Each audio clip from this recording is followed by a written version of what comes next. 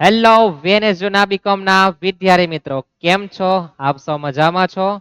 Chanakya commerce ક્લાસીસમાં આપનું સ્વાગત છે. હું છું કૃણાલ સર. આપણે જોવાનું છે એફઆઈ બીકોમ સેમ 1 આંકડા શાસ્ત્ર તમારી ભાષામાં સ્ટેટિસ્ટિક, જેમાં આપણે પાર્ટ 1 માં ટૂંકા દાખલાઓ જોયા છે, એન્ટી દાખલાઓ જોયા છે, અને આપણે એ પણ કીધું છે કે આપણો એક્ઝિટ પોલ ગુરુવારે સાચો થવાનો છે. 10:30 તમારા હાથમાં પેપર આવશે, તમારે એમાં જોઈ લેવું.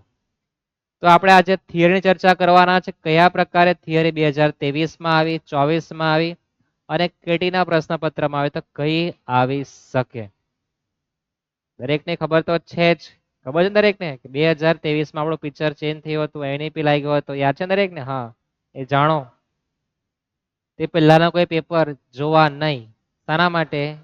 અકાઉન્ટ સ્ટેટ માટે. અકાઉન્ટના પેપર વાંધો જ નથી આવવાનું તમારે, જાણો એ બધું. અને જાણવાનું તો છોડો, તમને કહેતા જ છે. તમને યુટ્યુબ, ગૂગલ, દેવ તમારે બધું કહેતા જ છે. તમારે કોઈ ટેન્શન લેવાની જરૂર નથી. આપણે સૌપ્રથમ થિયરી જોવાના છે 2023 ડિસેમ્બરમાં જે પરીક્ષા આવી હતી. આ વર્ષે તમારા લોકોને થોડું દુર્ભાગ્ય છે કે તમારી એક્ઝામ નવેમ્બરમાં જ આવી ગઈ. સારું, વહેલી એક્ઝામ આવે, વહેલું શાંતિપૂર્વક જીવવાનું મળે, બરાબર ને? કોલેજમાં કેટલી મજા આવે એક તો. હવે પછી કોલેજમાં બધા ડે આવશે અને ડે ઉજવવાની જેટલી મજા આવે એટલી મજા તમને કદાચ સ્કૂલ લાઈફમાં ન આવી હોય. તો પહેલા આપણે ડિસેમ્બર 23 માં થોડું પ્રશ્નપત્ર વિચિત્ર હતું. 10, 10, 10, 10 આ રીતના સેટ કર્યું હતું. પછી કોઈની ઈચ્છા જાગી કે આ તો ભાઈ નહીં ચાલે, 10, 10 વાળું તો આપણે બદલી નાખીએ. તો 10, 14, 14 અને 12નું જે ફોર્મેટ હતું જૂનું, તે જ લઈને ફરી પાછા આવેલા છે લોકો. તો 2023માં પ્રશ્ન નંબર 5 માં 3 થિયરી તમને પૂછે, તમારે કોઈ પણ 2 લખવાની હતી. મધ્યસ્થ એટલે શું? તેના ગુણદોષ, પ્રમાણિત વિચલન અને તેના ગુણદોષ, પ્રાથમિક માહિતી અને ગૌણ માહિતી વચ્ચેનો તફાવત. કોષ્ટક રચનાની તો કોઈ ઈજ્જત નહીં રાખેલી, પુષ્પા જેવું હતું એમ કે એ ઝૂકે ને એટલે લાવેલા નહીં હતા. તો તમે જો કે મધ્યસ્થ એટલે કે મધ્યક, મધ્યસ્થ, બહુલક, ચતુર્થક, દશાંશક, શતાંશક, મિશ્ર મધ્યક, ભારિત મધ્યક, હળદ મધ્યક, જે પણ હોય તે બધું હરાય મધ્યક તમારે. હા, તો એમાંથી માત્ર એક થિયરી પૂછી, મધ્યસ્થ સ્થિતિના માપ. પછી આ પ્રસારમાનમાં એક થિયરી લેવાની, પછી થિયરીમાંથી એક ઉચકીને લાવેલા હતા. પ્રમાણિત વિચલન દાખલો તમે જો તો 2023માં તમને પૂછ્યો નહીં હતો, એટલે એની થિયરી હતી. એટલે તમે સમજો કે જેની થિયરી આવે તેનો દાખલો નહીં આવે, જેનો દાખલો આવે તેની થિયરી નહીં આવે. અને કોઈ એવું લાગે, વિચારે કે ભાઈ ના, મારે આ રીતનું પૂછવું, દાખલો એ પૂછવો, થિયરી પૂછવી છે, તેણે તે પ્રમાણે પેપર આખું પૂરેપૂરું સેટ કર્યું હશે. પેપર સેટિંગ વાળાને આપણે ઓળખતા નથી કે ભાઈ આ બાજુ આવ, બોલ કયો પ્રશ્ન તો આપેલો છે એમ કહેવાય, એ થતું જ નથી. આ જે છે એ નવેમ્બર 24માં. પછી તો એની ઈચ્છા જાગી કે મારે આ પ્રમાણે જ પૂછવું છે. માપ પદ્ધતિના પ્રકારો સમજાવો. થિયરી ચેપ્ટરમાંથી ઉચકીને લાવવાના છે બધું. માપ પદ્ધતિ ખબર છે ને? હા. સંચય આવૃત્તિ વિતરણ સમજાવો. મધ્યકની વ્યાખ્યા, પેલા મધ્યસ્થ હતો, આમાં મધ્યક. તો આ 2025માં શું આવે? બહુલક આવે. ભવિષ્યવાણી. હરાત્મક મધ્યકની વ્યાખ્યા અને તેના ગુણદોષ, ચતુર્થક વિચલનની વ્યાખ્યા અને તેના ગુણદોષ. તો તમે 2024નું પેપર જો તો એમાં હરાત્મક મધ્યકનો દાખલો નહીં હશે, ચતુર્થક વિચલન દાખલો પણ નહીં હશે, તો એના ગુણદોષ અને પૂછેલું છે. તો તમને ગયા લેક્ચરમાં કીધું હતું કે શું, કે ચતુર્થકનો દાખલો આવે તો સરેરાશ વિચલન ની થિયરી 100% આવશે, એના ગુણદોષ પૂછવાની છે વ્યાખ્યા આપીને. મધ્યકની વ્યાખ્યા આપીને તેના ગુણદોષ, તો મધ્યકનો દાખલો પણ હશે, બહુલકનો હશે અને મધ્યસ્થ 3 હશે જ. અથવા તો મધ્યસ્થ અને બહુલક 2 હશે તો મધ્યક દાખલો નહીં હશે. મધ્યક વખત દાખલો આવતો જ નથી. સંચય આવૃત્તિ વિતરણ સમજાવો. માપ પદ્ધતિના પ્રકારો. કોષ્ટક રચના ત્યારે પણ નહીં હતો. તો આ વર્ષે કોષ્ટક રચનામાંથી એકાદ પ્રશ્નો તો હશે જ. પછી એના ઉપયોગો હોય, ગુણદોષ હોય, ફાયદામાં તમે કે ને મહત્વ અને મર્યાદા, હા, બે માંથી કોઈ એક હોઈ શકે, લક્ષણ હોઈ શકે એના. તો આ તમારી થિયરી છે. ત્યાર પછી એની સાથે જ્યારે કેટી આવે ને, હા, ત્યાર પછી પાછું પેપર પૂછે એ લોકો. ડિસેમ્બરમાં તમે નપાસ થાવ, તમને ફરી પાછો મોકો મળે માર્ચ એપ્રિલમાં એક્ઝામ આપવાનો. તો આ હતું માર્ચ 2024માં, એટલે કે ડિસેમ્બર 23 પછી આવે ને પેપર, હા 24માં આવે. તો ત્યારે ગમે તે બે લખવામાં મધ્ય કેટલો તેના લાભ પૂછેલા હતા.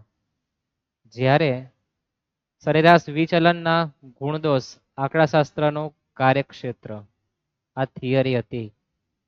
ત્યાર પછી હમણાં એપ્રિલ 2025માં એક્ઝામ ગઈ ત્યારે આંકડાશાસ્ત્ર એટલે શું, તેના કાર્યક્ષેત્ર સમજાવે. એટલે છાપ્યું એ લોકો ઝેરોક્સ મશીન, એ લોકો થિયરી રિપીટ થઈ. જો પ્રાથમિક માહિતી અને ગૌણ માહિતીનો તફાવત ડિસેમ્બર 23માં લઈને આવ્યા. ચતુર્થક વિચલન થિયરી લઈને આવ્યા, જો તમે જોઈ શકો. મધ્ય છે એટલે શું, તેના ગુણદોષ, એ પણ રિપીટ થઈ થિયરી. મધ્યકના ગુણદોષ ક્યારે રિપીટ થયેલી છે, જેની કેટી આવે તેની. એનો મતલબ કે હવે સાહેબ પર થિયરી બીજી પૂછવા જેવી નથી, આવું આ કીડી પેપરમાં દર્શાવતું હતું.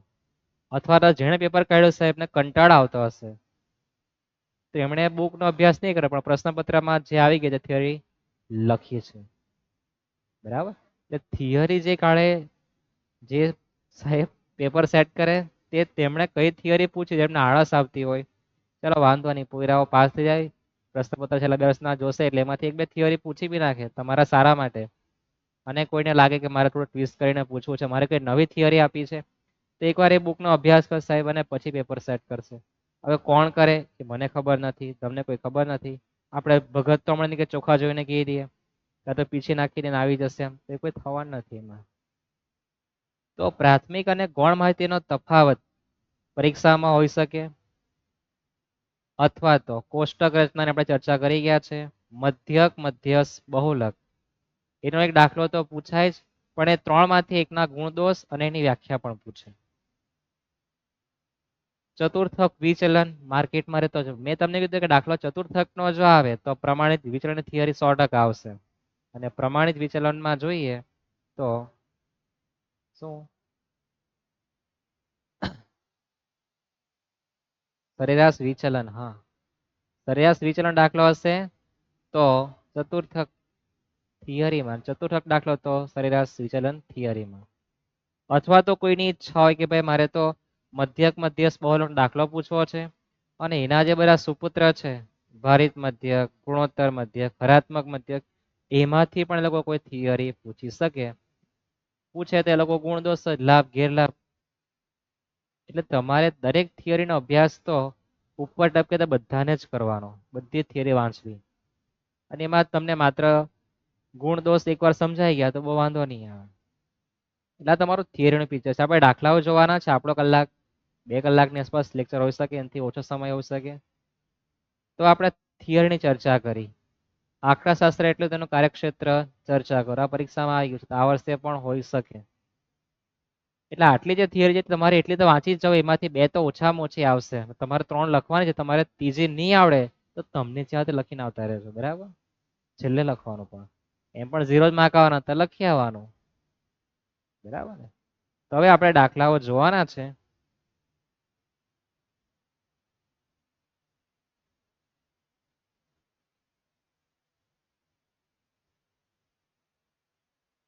તો આ પેપર તમારું માર્ચ 2025 નું, એપ્રિલમાં જે હોય તે એપ્રિલમાં હશે એક્ઝામ. તો આપણે એના દાખલાઓ પણ આપણે જોઈ ગયા છે. તમે જોઈ શકો કે કયા પ્રકારે પ્રશ્ન હતા, બરાબર છે. તમારે પ્રેક્ટિસ માટે પણ દાખલાઓ છે, તમે જોઈ શકો છો. 7 પ્રશ્નોમાં 7 દાખલાઓ પૂછેલા છે ને. તો તમારે ગણતરી કરવાની, મારે ગણાવવાના કે નહીં ગણાવવાની તમારા પર આધાર રાખે. પછી ફરી પાછું એ જ છે, છાપીને આપેલું. મધ્યક, મધ્યસ્થ અને બહુલક ગુણથી ઓછા પ્રકાર, આપણે એનો આખો લેક્ચર બનાવ્યો છે.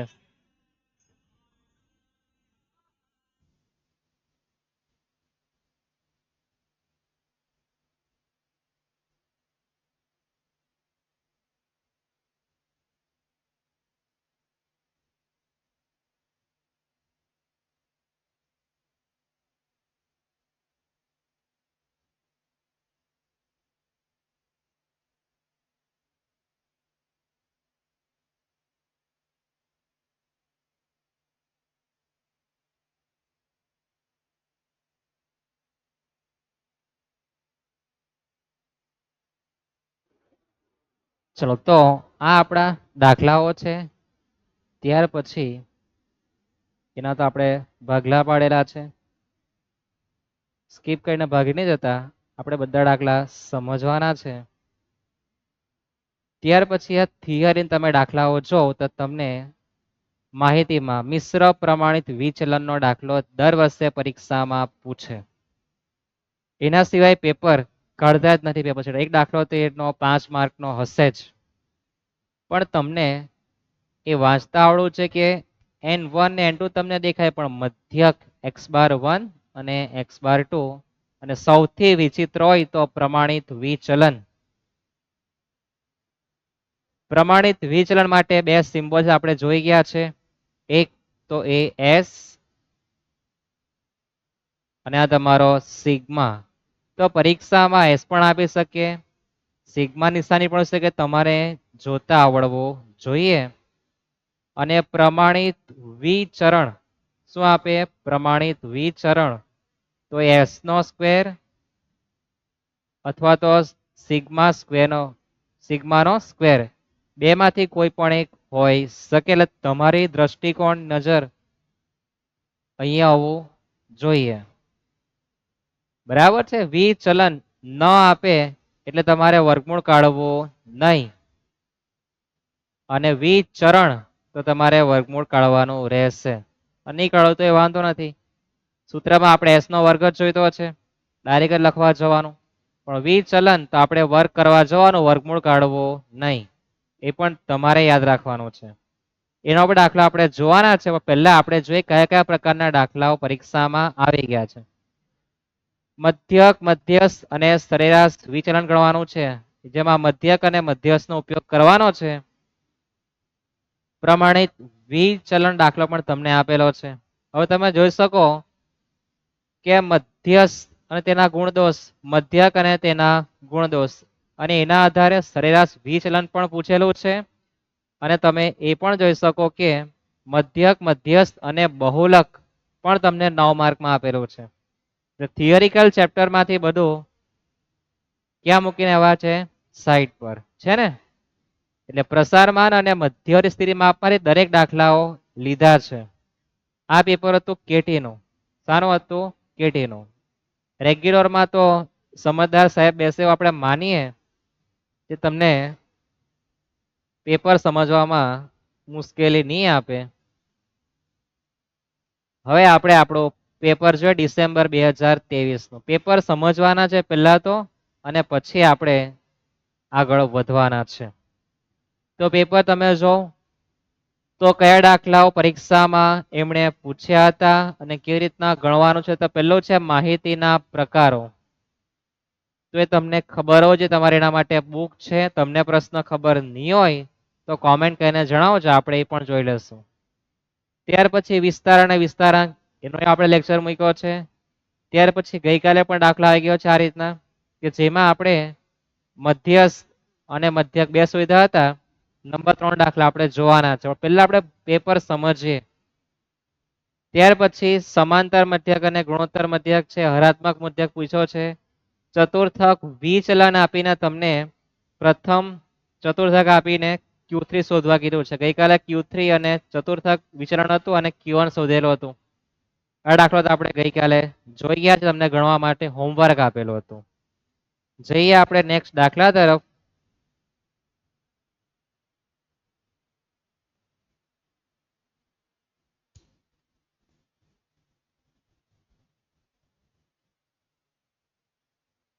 તો દાખલા પ્રશ્ન નંબર 2 માં જો મધ્યકની ખોટી આવૃત્તિનો દાખલો પૂછ્યો. એટલે તમને એક દાખલો તો ખોટી આવૃત્તિને આપવાના જ છે, પછી મધ્યક, મધ્યસ્થ હોય કે બહુલક. સાથે 5-5 માર્કના બે દાખલા, જેમાં તમારે મધ્યસ્થ શોધવાનો છે. જેમાં તમને વર્ગ તો આપેલા છે, પણ કેવા છે? અનિવારક, એટલે કે નિવારકમાં ફેરવવાનું. ડાયરેક્ટ પણ થાય બતાવે ને પછી. હા, શાંતિ રાખો, ઉતાવળ કરવાથી કઈ નથી થવાનું. ત્યાર પછી આવૃત્તિ વિતરણમાં તમારે વર્ગ લંબાઈ તમને જે આપે તે પણ તમારે ઘડામણ કરવા જવાનું. પ્રશ્ન નંબર 3 માં જો કે સરેરાશ વિચલન મધ્યક અને મધ્યસ્થના આધારે છે. સાથે પ્રશ્ન નંબર 3 માં x બાર પ્લસ માઇનસ સિગ્મા, એટલે કે x બાર અને એટલે કે મધ્યક અને પ્રમાણિત વિચલન તમારે બંને શોધવાનું હતું અને છૂટાછેડા આપવાના હતું એમ કે. ત્યાર પછી મિશ્ર પ્રમાણિત વિચલન દાખલો પણ પરીક્ષામાં પૂછે. તમે જોઈ શકો આ ક્યાંનો છે? ડિસેમ્બર 2023 નો. તો ડિસેમ્બર 23 તમે જો કે તમે એક દાખલો ખૂટતી આવૃત્તિનો કરી નાખો અને એક દાખલો સરેરાશ વિચલન તમે પાસ, 10 ને 10 20 માર્ક. ની ટૂંકા દાખલા જોવાના, ની આગળ કઈ જોવા જવાનું. ત્યાર પછી આપણે જે પેજ છે આગળ લઈ ગયા છે, તમને બતાવી દઈએ આપણે એને પણ.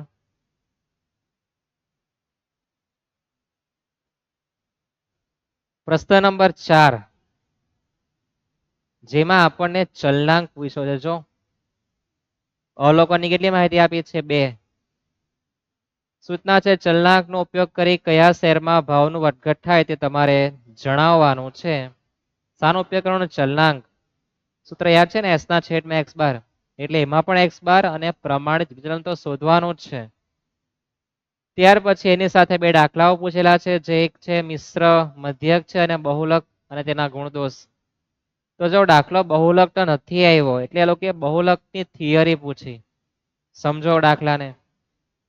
એટલે જેના દાખલા તેની થિયરી કમસે કમ ઓછી હશે. પછી તમારી થિયરી આપણે ચર્ચા કરી ગયા છે. જઈએ આપણે આગળ. પેપર પહેલા જો સમજો. સમજેલું કામ લાગે, ગોખેલું કામ લાગતું નથી. આ માર્ચ 2024 નો પેપર છે. આંકડા શાસ્ત્રની વ્યાખ્યા 2 માર્કમાં પૂછી છે. ત્યાર પછી સંચાવૃત્તિ વિતરણ કેટલું સારું પૂછ્યું. બાજુ માત્ર CF નું ખાનું બનાવવાનું. મધ્યક આપ્યો છે, મધ્યસ્થ છે, બહુલક છે, x બાર શોધવાનું છે. અવલોકનો આપેલા છે ને પ્રમાણિત વિચરણ શોધવાનું છે. આનો આપણે લેક્ચર બનાવ્યો, તમે જોઈ શકો તેમાં. ત્યાર પછી એની સાથે ભારિત મધ્યક અને ચતુર્થક વિચરણ દાખલો તો 2 માર્કમાં પૂછે જ. શું પૂછે? 2 માર્કમાં દાખલો ચતુર્થક વિચરણ હશે જ. અને નંબર 7માં એમણે થોડો એન્ટિક પૂછ્યું છે. બરાબર, માહિતીના આધારે તમારે ટકાવારી શોધવાની છે. આ થોડો એન્ટિક હતો દાખલો, આપણે એવો પણ ગણાવેલો જ છે. ત્યાર પછી મધ્યક અને મધ્યસ્થનો દાખલો જો 10 માર્કમાં પૂછ્યો. સાથે 5 માર્કમાં એક દાખલો બહુલકનો અને બીજો આવૃત્તિ વિતરણ તૈયાર કરવાનું હતું. તે પણ કેવું? અસતત. એટલે કે 0 1 2 3 4 5 એમાં વર્ગ નહીં આવે. વર્ગ આવે તે સતત અને એમાં પાછા 2 ભાગ, નિવારક અને અનિવારક. 0 થી 10, 10 થી 20 એ સતત કહેવાય. કેવું કહેવાય? નિવારક કહેવાય. હા, જાગતા જ છે. અને 0 થી 9 આપણે જોઈ ગયા બહુલકમાં. જો આ પેલું છે અહીંયા 0 થી 49, 50 થી 99, જ્યાંથી પૂરું થાય ત્યારે શરૂઆત થતી નથી એ અનિવારક વર્ગ કહેવાય. સમજાણું આટલું? હા, સમજાવવું જોઈએ. ત્યાર પછી નવેમ્બર 2024 ગુજરાતી ભાષા તરફ જઈએ આપણે. તો ગૌણ માહિતીના પ્રાપ્તિ સ્થાનો જણાવો. તો આ વખતે પ્રાથમિક માહિતીના સ્થાનો પણ હોઈ શકે. ખ્યાલ આવે? આંકડા શાસ્ત્રની વ્યાખ્યા પણ હોઈ શકે. 2 માર્કમાં એકાદ ફેર તો સાહેબ પૂછવાના જ છે, મને લાગતું છે. નીચેની માહિતી પછી તમારે કોષ્ટક રચના અને દાખલા આપણે જોયા છે. ભારિત મધ્યક પૂછ્યો છે, વિસ્તાર વિસ્તારાંક. 2023માં જે વિસ્તાર વિસ્તારાંક પૂછેલા માત્ર અવલોકન આપીને, આ વખતે આપણને વર્ગ આપીને દાખલો પૂછ્યો છે ને? સમજ પડે? તો વિસ્તાર ને વિસ્તાર દાખલો પણ એ લોકો પૂછે છે. ત્યાં અવલોકન નહીં પાતા, આ વખતે વર્ગ અને આવૃત્તિ આપીને. તો આપણે જોવાનું માત્ર વર્ગમાં જ. ક્યાં જોવાનું? વર્ગમાં. આવૃત્તિમાં નજર નાખવી નહીં.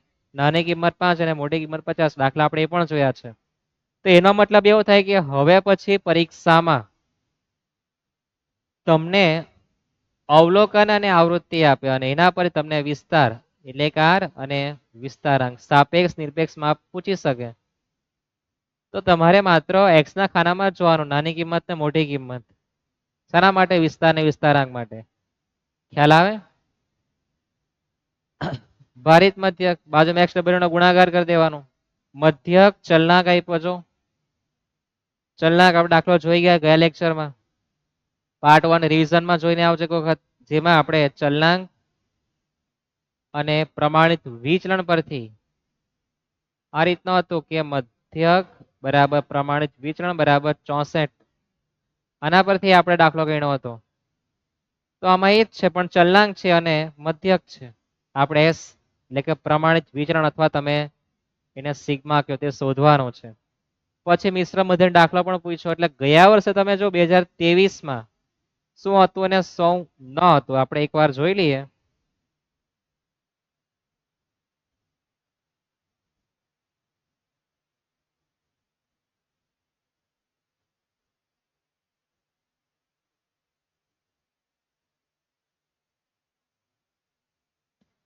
તો ત્યાં માહિતીના પ્રકારો હતા.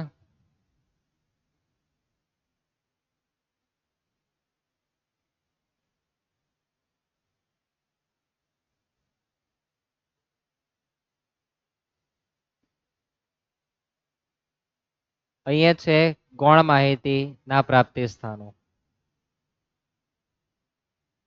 વિસ્તારાંક જો માત્ર અવલોકન આપેલા હતા. 2024 માં એમણે શાના આધારે પૂછેલું છે? વર્ગ અને આવૃત્તિના સંદર્ભે. ત્યાં હતું સમાંતર મધ્યક ને ગુણોત્તર મધ્યક, જે આમાં બિલકુલ દેખાતો નથી ને. ત્યાર પછી જો કે ચતુર્થક વિચલન અને પ્રમાણિત વિચલન. તો ચતુર્થક તમને કશે દેખાયો નથી. ભારિત મધ્યક આવી ગયો ને. ત્યાર પછી મિશ્ર મધ્યક આવી ગયો છે. એટલે જે દાખલા રહી ગયા છે હજુ એના કોઈ ભાગ બાકી રહી ગયા છે. હરાત્મક મધ્યકમાં તમને માત્ર અવલોકન આપે દાખલો છે તો આ વખત તમને વર્ગ અને આવૃત્તિ દાખલો પણ આપી શકે. આપણે આના પછી આપણે સૂત્ર જોવાના છે બધા. આપણું ટ્રેલર છે પરીક્ષા પહેલા આપણે કયા પ્રકારની તૈયારી કરીને જવી, અથવા આપણી પર પરીક્ષા આપતી વખતે કેટલી જાણકારી હોવી જોઈએ તે.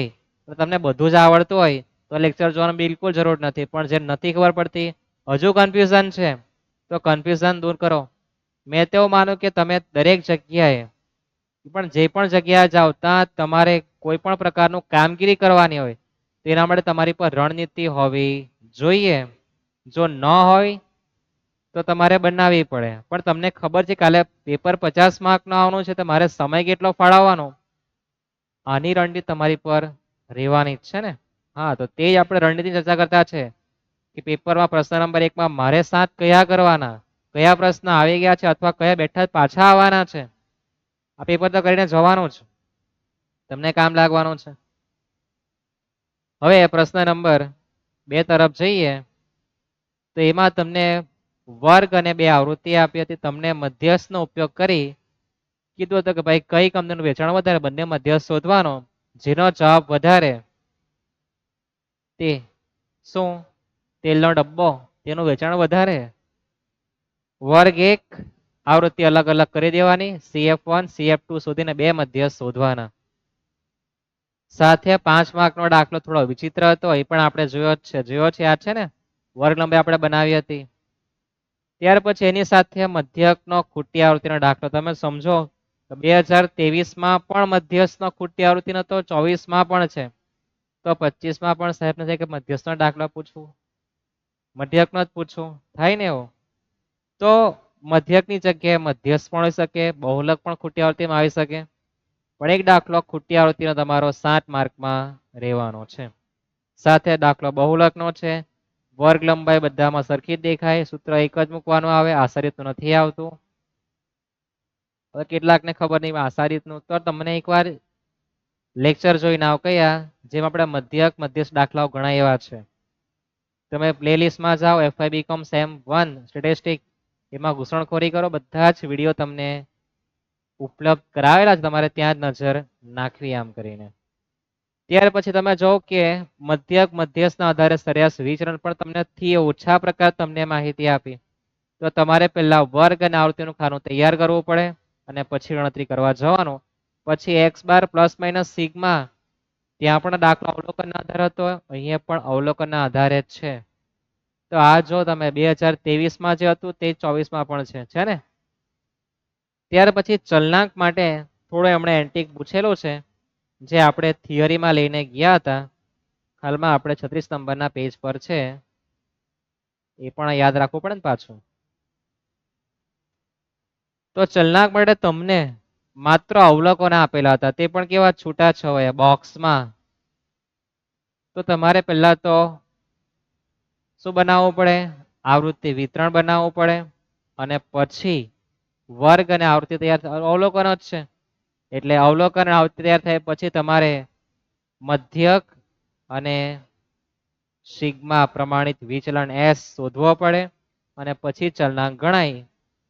જેનો જવાબ ઓછો આવે તે વધારે સારું સમજવાનું. સાથે દાખલો કોનો હતો? પ્રમાણિત વિચલનનો.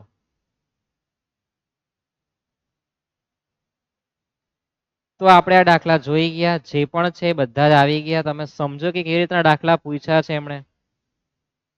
તો આપણો અધ્યાય અહીંયા પૂરો થાય. હવે આપણે બધા સૂત્ર જોવાના છે. ચેપ્ટરમાં કેટલા સૂત્ર છે. આ પ્રશ્નપત્ર તમને એટલા માટે બતાવને સમજાયું છે કે તમે જ્યારે પ્રશ્નપત્ર આપવા જાઓ ત્યારે તમને એક તો ગભરાહટ નહીં થાય કે પ્રશ્ન નંબર 1 માં 7 મારે કયા કરવાના, કયા દાખલા આવી ગયા છે તો કયા આવી શકે, અથવા આ ગણીને જાઓ. એકાદ બે રકમ તો તમને A to Z જોવા મળશે. બરાબર સમજાયું? થિયરી તમે જો કઈ થિયરી પૂછાઈ ગઈ છે, કઈ આવવાની છે. આપણું રણનીતિ વાળું પિક્ચર છે. તો ટાઇટલ બી આપવામાં આવશે કે સેમ 1 સ્ટેટિસ્ટિકની પ્રથમ પરીક્ષાની રણનીતિ. જોવાનું ભૂલશો નહીં. તમારા મિત્રને તમે શેર કરી દેજો જેથી એને પણ સમજવા મુશ્કેલી પડશે નહીં. હવે આપણે જેટલા પણ સૂત્ર છે અવલોકનના આધારે, વર્ગના આધારે બધું જોવાના છે. હવે કેટલાકને ખબર નહીં હોય તો આપણે પહેલા એ બતા દઈએ કે અવલોકન કોને કહેવાય.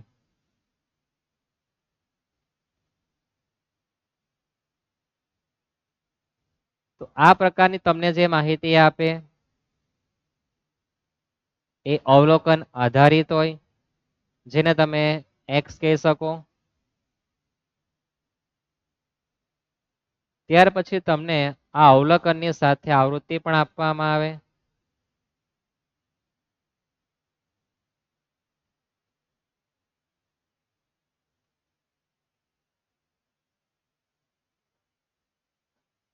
ત્યાર પછી તમને વર્ગ અને આવૃત્તિ 0 થી 10, 10 થી 20, 20 થી 30. તો આ વર્ગવાળી માહિતી કહેવાય. આ અવલોકન આવૃત્તિ સહિત અને આ અવલોકન વાળી માહિતી. હવે એમાં અલગ અલગ પ્રકારે સૂત્ર આવવાના છે. મધ્યક, મધ્યસ્થ, બહુલક. બરાબર છે. તો બધાનું આપણે જોવાના છે. તો તમને પહેલા તો ખબર પડી જોઈએ કે આ અસતતનું છે, આ સતતનું છે. સતતમાં આને શું કહેવાય, આને શું કહેવાય ખબર તમને પડવી જોઈએ. ત્યાર પછી આ નિવારક વર્ગો છે. કેવા છે? નિવારક. જ્યારે અનિવારક કોને કહેવાય? તો 0 થી 9, 10 થી 19, 20 થી 29 આ અનિવારક છે. સમજાય આટલું? તો હવે અવલોકન આવે ત્યારે શું કરવાનું? તો આપણે સૌપ્રથમ પહેલા મધ્યક જોવાના. શું જોવાના છે? મધ્યક. થોડું આપણે કોપી પેસ્ટ કરી દઈએ એનું.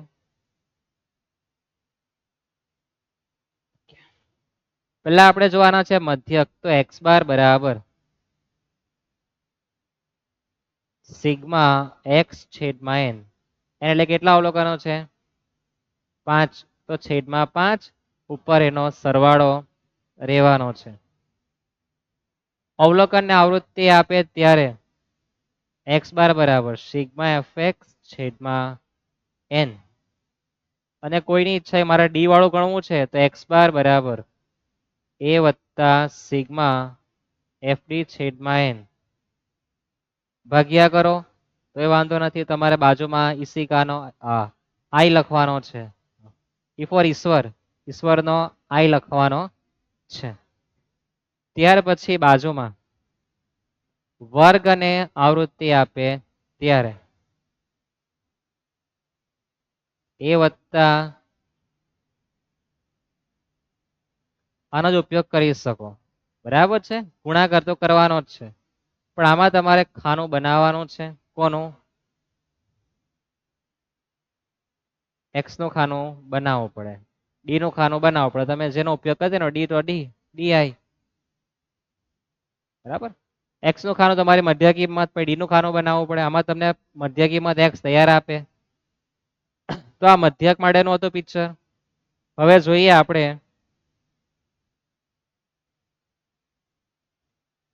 મધ્યસ્થ માટે. શેના માટે? મધ્યસ્થ.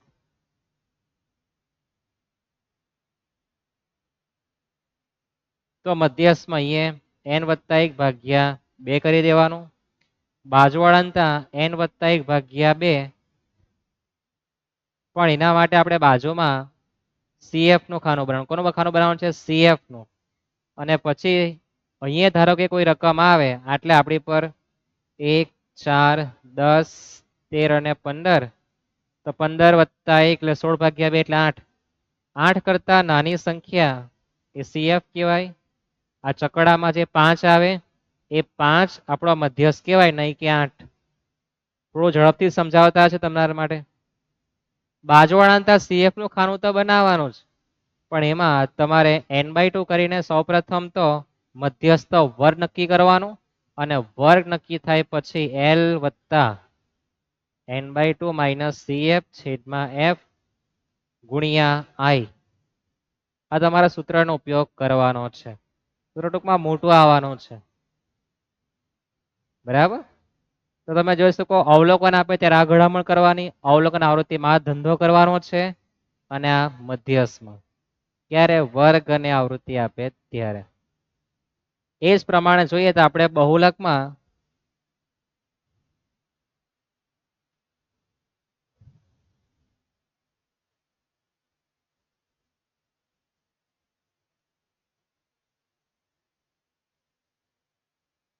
તો બહુલક જોઈએ આપણે. તો બહુલકમાં અહીંયા આપણે z બરાબર 3m ઓછા 2x બાર, કારણ કે સૌથી મોટી આવૃત્તિ કોઈ રિપીટ થતી નથી એવું નહીં. શું જોવાનું? તો જે પણ અવલોકન આપે એ અવલોકનમાં સૌથી વધુ વખત પુનરાવૃત્તિ થતી કોઈ કિંમત છે નથી. જો થતી હોય તો આપણો z, નહીં થતી હોય તમારે મધ્યસ્થ અને મધ્યક બંને શોધવાના, અને પછી z બરાબર 3m ઓછા 2x બાર ગણતરી કરવા જવાનું. યાદ રાખજો. આ રીતના માહિતી આપે તો સૌથી વધારે આવૃત્તિ જ્યાં દેખાય તે આપણો બહુલક. ક્યારે? અવલોકન આવૃત્તિ આપે ત્યારે. ખ્યાલ આવે? સમજાય આટલું? અથવા તો આવૃત્તિ 2 વખત 5 5 હોય, તેમાં પણ તમારે x બાર અને મધ્યસ્થ શોધવાનો, અને પછી z શોધવા જવાનું. આ કેવા આસાદીતનું સૂત્ર. ત્યાર પછી વર્ગ લંબાઈ બધામાં સરખી હોય, મોટા મોટી આવૃત્તિ એક જ વખત હોય, તો બહુલક z બરાબર L વત્તા f1 ઓછા f0 છેદમાં 2f1 ઓછા f0 ઓછા f2 ગુણ્યા I. મોટા મોટી જે આવૃત્તિ હોય, ધારો કે 1 છે, 7 છે, 10 છે અને 3 છે, તો મોટા મોટી 10, f1 ઉપર f0 નીચે f2. f1 માં આવે તે આપણે બહુલકનો વર્ગ એટલે L ની કિંમત 20, I ની કિંમત 30 ઓછા 20 એટલે 10. પણ અનિવારક હોય તો અનિવારક હોય તો બી વાંધો નહીં. આ 20 માંથી 0.5 ઓછા કરી દેવાના, કારણ કે વચ્ચે તફાવત 1 નો છે. 1 ભાગ્યા 2 એટલે 0.5 ઓછા કરવા પડે. ક્યારે? આ નિવારકમાં આવશે, આ અનિવારકમાં. 19.5. વર્ગ લંબાઈ તો થવાની 10 જ છે. અહીંયા છેડખાની તમારી થવાની નથી. સમજાય આટલું? ખ્યાલ આવે? અને જો વર્ગ લંબાઈ તમારી 0 થી 10, 10 થી 30, 30 થી 50, 50 થી 100, વર્ગ લંબાઈ બધામાં અલગ અલગ હોય, તો આપણે મધ્યસ્થ અને મધ્યક બંને ગણીને પછી આપણું ચિત્રકામ કરવા જવાનું. ખ્યાલ આવે? યાદ રહેશે? આ બહુલકનું હતું. હવે આપણે એ જોવાના છે કે ચતુર્થક, વિચલન, દશાંશક, ચતુર્થક. તો ચતુર્થક આપણે જોઈએ તો Q1, Q2 અને Q3 એ મધ્યસ્થનો જ ભાઈ છે. કોનો ભાઈ છે? મધ્યસ્થનો, જે ખોવાઈ ગયેલો. ચતુર્થક, દશાંશક, શતાંશક આ બધા મધ્યસ્થના ભાઈ એટલે એમાં CF નું જ ખાનું બનાવવા જવાનું દશાંશક એટલે D1 D2 dot dot dot D9 શતાંશકમાં P1 થી P99 સુધી. પરીક્ષામાં ટુકડા દાખલો એવો પૂછી નાખે તમને કે Q2 બરાબર 5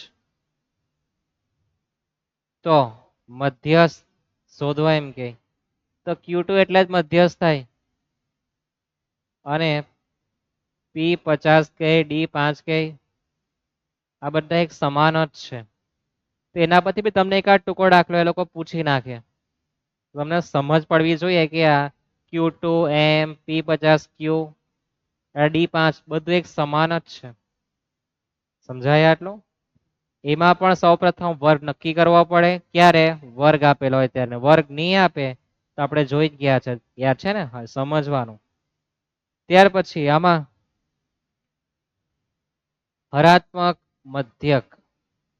હરાત્મક મધ્યકમાં માત્ર અવલોકનો આપે. શું આપે? અવલોકન તો 1/(x1) x2 dot dot dot જેટલા આપે એટલા લખવાનો 3 તો 3 4 તો 4 n સુધી. ત્યાર પછી અવલોકનના જો આવૃત્તિ આપે શું આપે? અવલોકનની આવૃત્તિ તો h માટે તમારું સૂત્ર કયું આવશે? તો n ના છેદમાં સિગ્મા કૌંસમાં f ભાગ્યા x. તમારે બાજુમાં એક ખાનું બનાવવાનું આવશે f ભાગ્યા x એનો સરળ તમારે ભાગ્યા કરવાનું અને વર્ગ આપે તો એ તમારા આ જ પ્રમાણે ઘડામણ કરવાની છે. x નું ખાનું પહેલા બનાવવાનું મધ્ય કિંમત ને પછી ધંધો કરી નાખવાનો. મિશ્ર મધ્યક તમને ખબર જ છે. મિશ્ર મધ્યક x બાર c બરાબર n1 x બાર 1 n2 x બાર 2 છેદમાં n1 પ્લસ n2.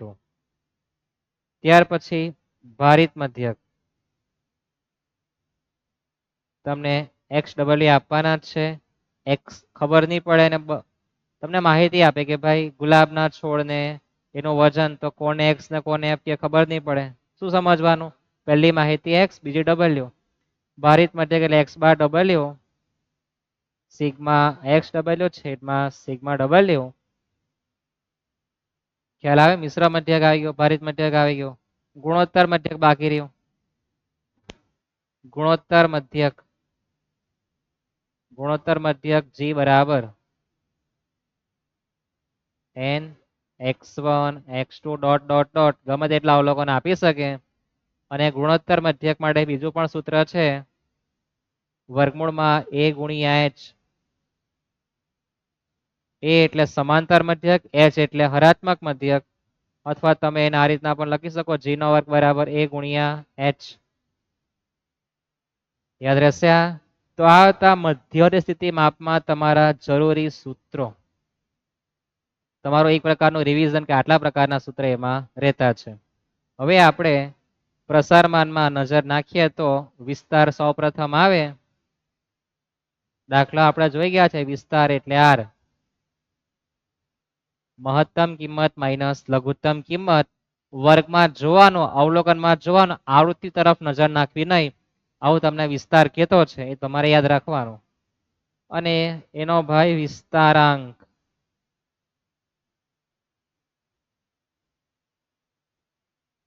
હા r ના છેદમાં એનું સૂત્ર h વત્તા l અથવા તો કોઈએ આ પ્રમાણે લખવો હોય તો એ વાંધો નથી. h ઓછા l છેદમાં h વત્તા l થશે. આટલું સમજાય? 40 મિનિટ થવા આવી. હા, હવે સાથે આપણે ચતુર્થક વિચલન જોઈએ. શું જોઈએ? ચતુર્થક વિચલન qd બરાબર q3 માઇનસ q1 ભાગ્યા 2. તમને વિચલનાંક પૂછે. શું પૂછે? વિચલનાંક. તો q3 માઇનસ q1 છેદમાં એનું સૂત્ર લખવાનું તમારે પ્લસ થી. સિમ્પલ છે, સમજાય ને? હવે આપણે જોવાના છે પ્રમાણિત વિચલન. પ્રમાણિત વિચલન એટલે s અથવા તમે એને સિગ્મા કહો. તો પહેલું આપણે જોવાના છે કે માત્ર અવલોકન આપે ત્યારે શું આપે? અવલોકન આપે ત્યારે અવલોકન અને આવૃત્તિ પણ આપે. એક્સ બાર તો શોધી જ નાખવાની, એટલે બાજુમાં આપણે એટલી ઘડામણ ઓછી. ખ્યાલ આવે? અને કોઈની ઈચ્છા એવી કે મારે તો ડી નું ખાનું બનાવવું છે, તો સિગ્મા ડી નો વર્ગ છેદમાં એન માઇનસ સિગ્મા ડી છેદમાં એન એનો વર્ગ કરવાનો. ખ્યાલ આવે? અને વર્ગ વડે તમને માહિતી આપે તો કોઈની ઈચ્છા એવી હોય કે સિગ્મા એફડી વર્ગ છેદમાં એન માઇનસ સિગ્મા એફડી છેદમાં એન આખાનો વર્ગ ગુણ્યા આ એટલે વર્ગ લંબાઈ, સી લખો એટલે બધું ચાલવાનું જ છે. તો તમને ગમે તે પ્રકાર તમને માહિતી આપે તમને ખબર હોવી જોઈએ. એમ તો ઓરિજિનલ કહેવાય, આમાં જ પડવા જવાનું, પેલામાં તો બહુ માથાકૂટ છે એમ કે તો ચાલે. ડી વાળું ખાનું બનાવે કરતા બાજુમાં એક ખાનું કરી દે ગુણાકારનું, ઈઝી પતી જાય. તો આ પ્રમાણિત વિચરણ માટે હતું. સાથે જ આપણે જોઈ લઈએ ચલનાંક. ચલનાંક એટલે એસ ના છેદમાં એક્સ બાર ગુણ્યા 100, જેનો જવાબ ટકામાં લખવાનું ભૂલતા નહીં. એમ હા, પછી તો હમણાં આવી ઓરિજિનલ હતી. ત્યાર પછી મિશ્ર પ્રમાણિત વિચલન, જેનો દાખલો 5 માર્કમાં અત્યાર સુધી માર્કેટમાં આવેલો છે ને. તો એમાં સૌપ્રથમ તમારે મિશ્ર મધ્યક,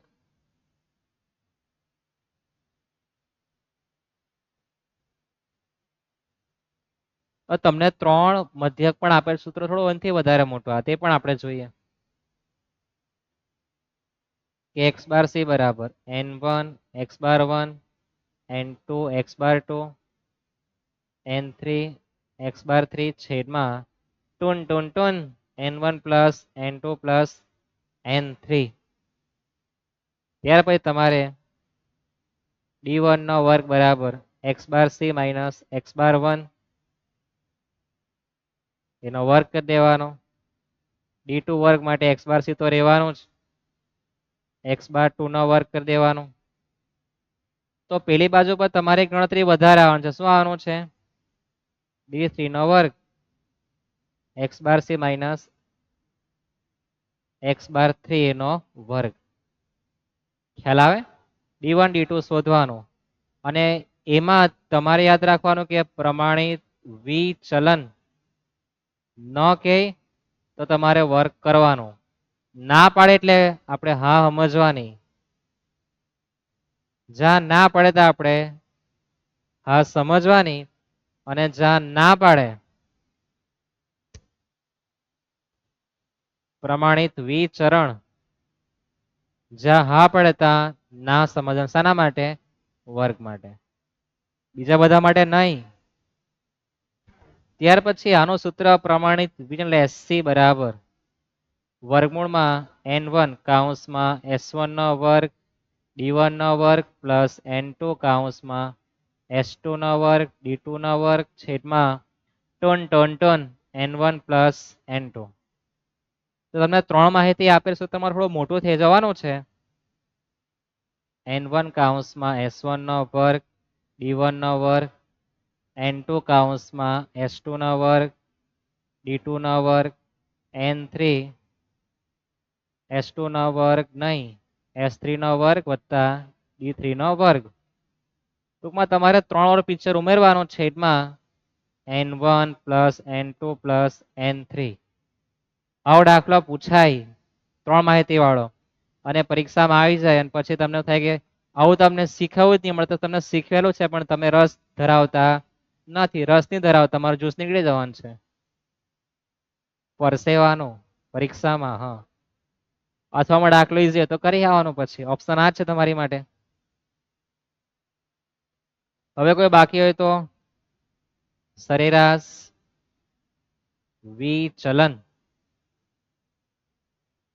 MD. હવે તમને મધ્યકના આધારે પૂછે, મધ્યસ્થ બહુલકના આધારે અત્યાર સુધી પરીક્ષામાં નથી પૂછ્યું ને.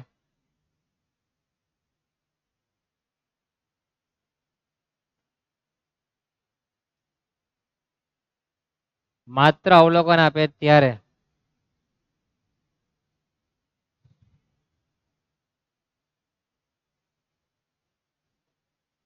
અવલોકન આપે, અવલોકન પ્લસ આવૃત્તિ આપે અને વર્ગ આપે ત્યારે તો પહેલા તો માત્ર અવલોકન આપે ત્યારે શું કરવાનું?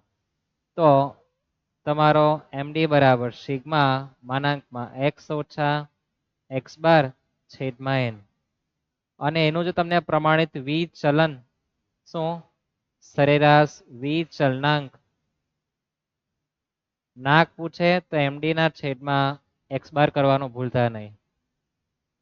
પણ જો તમને આવૃત્તિ સહિત પણ પૂછે તો સિગ્મા એફ માનાંકમાં એક્સ ઓછા એક્સ બાર છેદમાં એન તો રહેવાનું જ છે. આવૃત્તિ આપે તમારે એક ખાનું વધારે આવે એમડી માટે. મધ્યસ્થમાં જોઈએ તો એ પણ એ જ પ્રમાણે એક્સ માઇનસ એમ છેદમાં એન, અથવા તો આવૃત્તિ સાથે આપે તો આ પ્રમાણે ઘડામણ થવાની છે. અને તમારું નાક પણ પૂછે, શું પૂછે? નાક. તો એમડી ના છેદમાં એમ મંગુભાઈ. ત્યાર પછી બહુલક પૂછે તો માનાંકમાં એક્સ ઓછા ઝેડ છેદમાં એન, આવૃત્તિ સાથે આપે તમારે એક ખાનાનો ગુણાકાર કોની સાથે કરવાનો? આવૃત્તિ સાથે. માનાંક એટલે બધા જવાબ પ્લસમાં લખવાનું યાદ રાખજો. એમડી ના છેદમાં ઝેડ. તો જેટલા પણ સૂત્ર છે આપણે એટલા બધા જ જોયા. કેવા જોયા? બધા જ જોયા. હવે દાખલો આપણે ગઈકાલે જોયો તો પેલા રન વાળો, અને પહેલા લેક્ચરમાં યાદ છે કે 5 ડાવમાં એવરેજ આટલી હતી, છઠ્ઠા ડાવમાં આટલી એવરેજ કરવી હોય તો કેટલું થાય, કેટલા બનાવવા પડે, જોયો હતો ને? તો આપણે એના પર દાખલા સમજીએ એક બે. સૂત્ર બધા તમારે લખી લેવા, તમને કામ લાગશે. તમને અવલોકન કોને કહેવાય, અવલોકન આવૃત્તિ કોને કહેવાય, અને વર્ગવાળી માહિતી શું ઘડામણ બધું જ કીધું છે. 4 રૂપિયાની કોઈ એક વસ્તુ છે, 1 રૂપિયો નફો છે, તમે 5 રૂપિયામાં વેચો.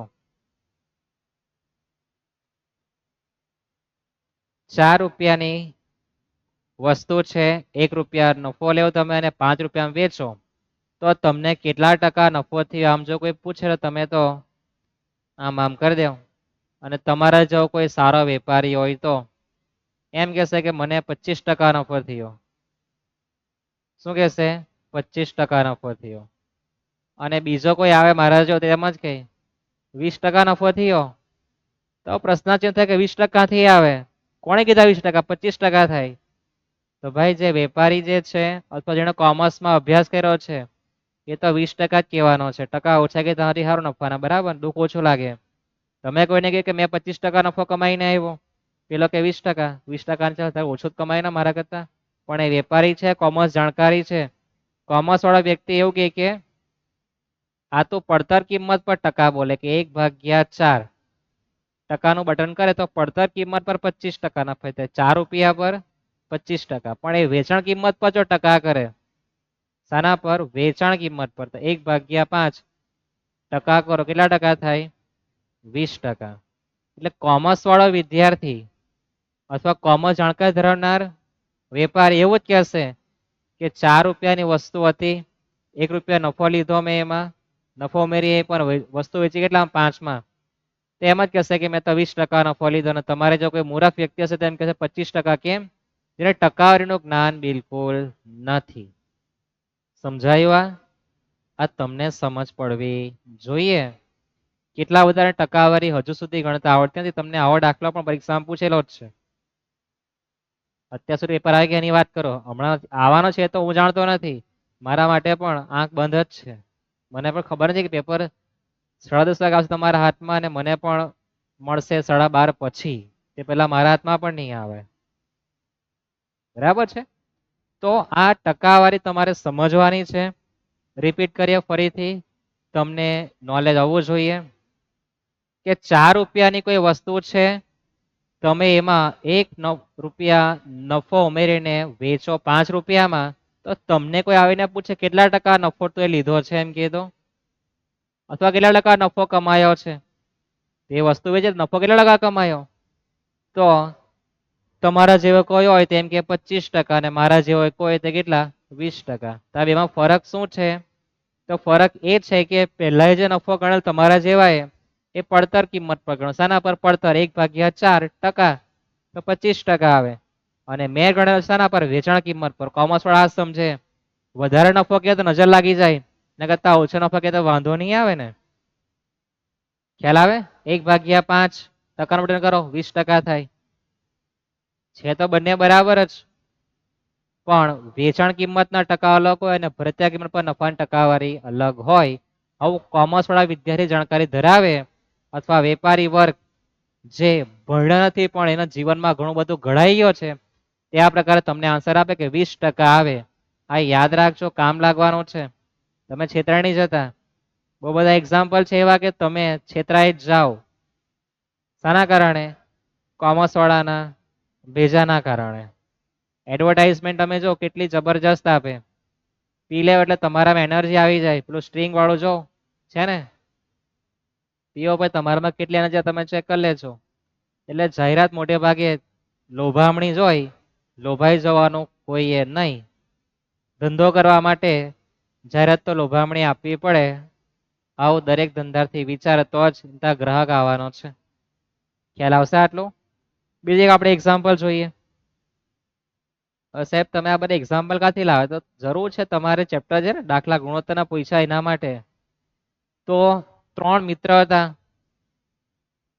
એ, બી અને સી.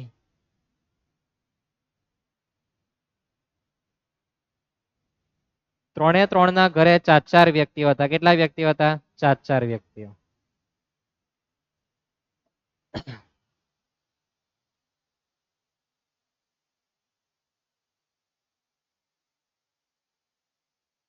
અથવા આપણે એવું સમજીએ કે આ 3 ભાઈ હતા એબીસી, એના ઘરે દરેક લગ્ન થઈ ગયા એટલે હમ ભાગલા પાડેંગે રાજ કરેંગે ઓર ધંધો ચાલે. એ, બી અને સી ત્રણના આપણે કુટુંબ જોયા તો ભાઈ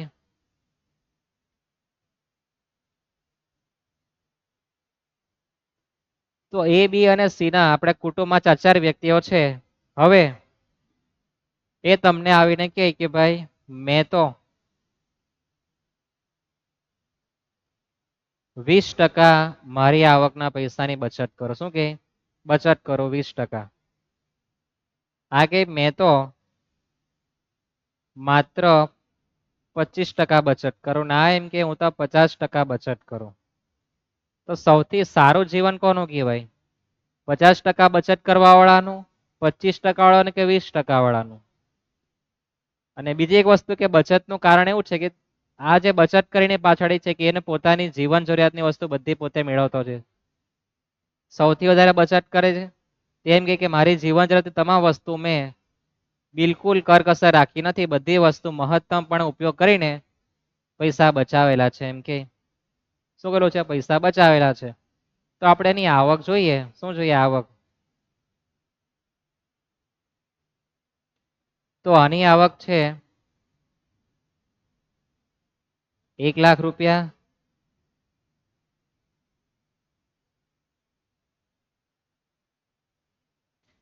આની આવક છે 40,000.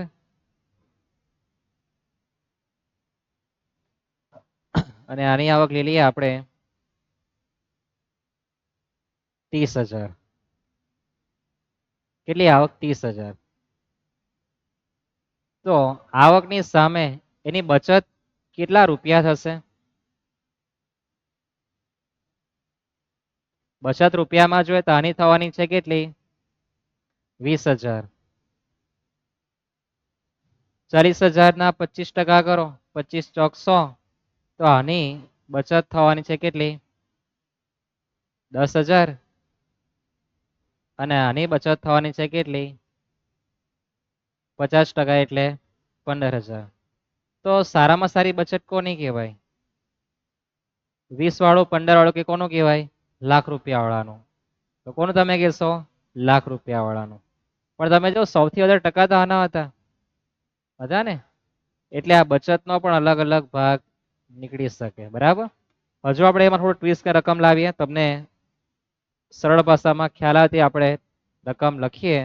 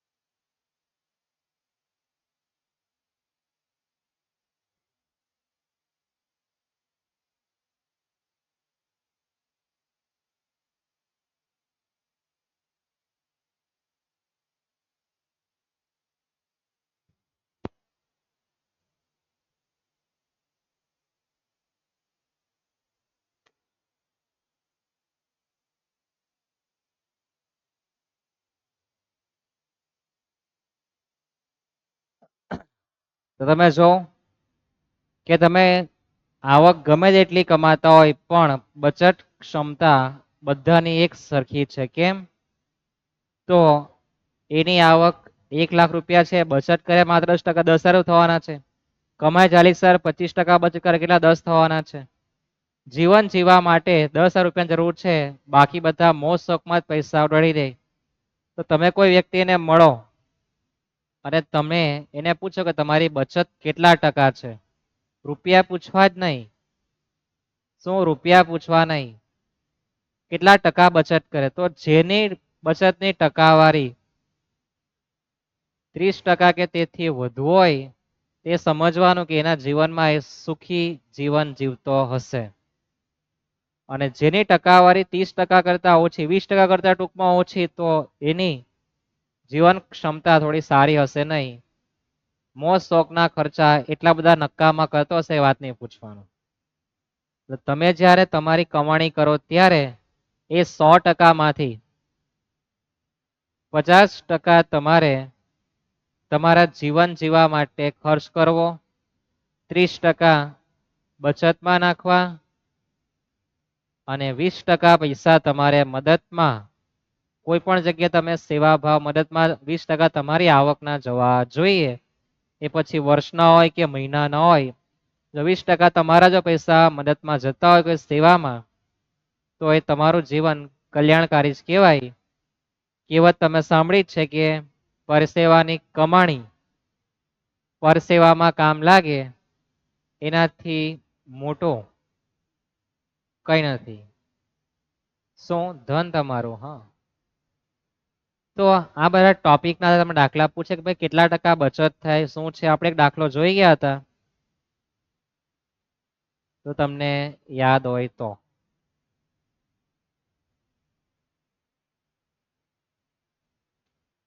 કે ભાઈ કંપનીના તમામ કામદારોને ચૂકવવામાં આવેલો સરેરાશ પગાર 500 રૂપિયા છે. અકુશળ અને કુશળનો 520 ને 420 કીધો. ટકાવારી કેટલી થાય? ટકાવારી માટે આપણે આટલી મોટી ઘડામણ કરી તમને બતાવ્યું કે ભાઈ ટકા કોને કહેવાય. તો આપણે સમજીએ કે કુશળ, તો જે કુશળ છે એની ટકાવારી જોઈએ તો એને 520 રૂપિયા મળે. કોની સામે? 500 ની સામે ટકા કરી દેવાનું. અકુશળ જે છે એને 420 મળે. એવરેજ કેટલા છે? 500 ગુણ્યા 100 કરો, ટકાવારી તમને મળી જવાની છે. બરાબર છે? બીજું તો કઈ લેવાનું મળે જ નહીં. આટલો ધંધો કરી નાખવાનો. તો આ લેક્ચરમાં આપણે શું જોયું છે? તમને યાદ રહેવું છે કે આ લેક્ચરમાં આપણે થિયરી જોઈ, દાખલાઓ કઈ રીતના પરીક્ષામાં પૂછાઈ ગયા છે અથવા આવી શકે એની સંભાવના જોઈ, સૂત્ર જોઈએ આપણે દરેક ચેપ્ટરના. હવે આપણે નેક્સ્ટ લેક્ચરમાં દાખલાઓ જોવાના છે. આપણો લેક્ચર અહીંયા પૂરો કરીએ. સબસ્ક્રાઇબ કરવાનું બિલકુલ નહીં ભૂલતા. તમારા મિત્રોને શેર કરી દેજો અને એમની પર બી સબસ્ક્રાઇબ કરી દેજો. આપણો ટાર્ગેટ છે પૂરો કરવાનો છે. મળીએ નેક્સ્ટ લેક્ચરમાં. સીતારામ. દાખલા મહત્વના જોવાના છે. હવે આપણે કોઈ પ્રકારની ચર્ચા કરવાના નથી, દાખલાઓ જોવાના છે. ફરી પાછું